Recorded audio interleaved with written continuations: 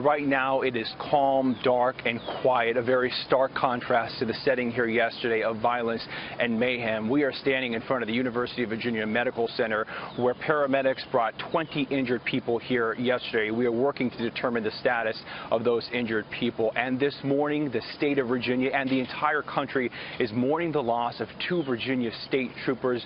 Police identify them as Lieutenant H.J. Cullen and Trooper Pilot Burke Bates. They were killed when their helicopter crashed yesterday around 5 o'clock. Those troopers were helping law enforcement monitor the white nationalist rally in the area. And we also have to warn you about some strong video. There is another death to report. A 32-year-old woman was killed yesterday when a driver plowed his car into a crowd here in Charlottesville. Police say 20-year-old James Field Jr. intentionally drove his gray Dodge Challenger into a busy area, killing that 32-year-old woman and injuring 19 others. Now, this all began yesterday when a white supremacy group arrived to town to protest the removal of a Robert E. Lee statue from a park.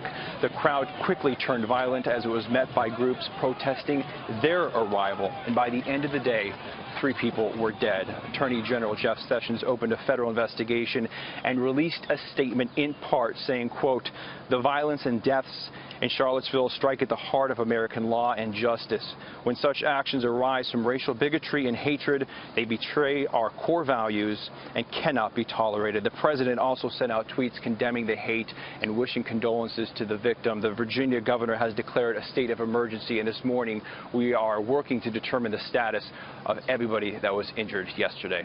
Back to you. All right, Matt's in live there for us outside the hospital. Thanks, and we'll check back in a little bit later in the show.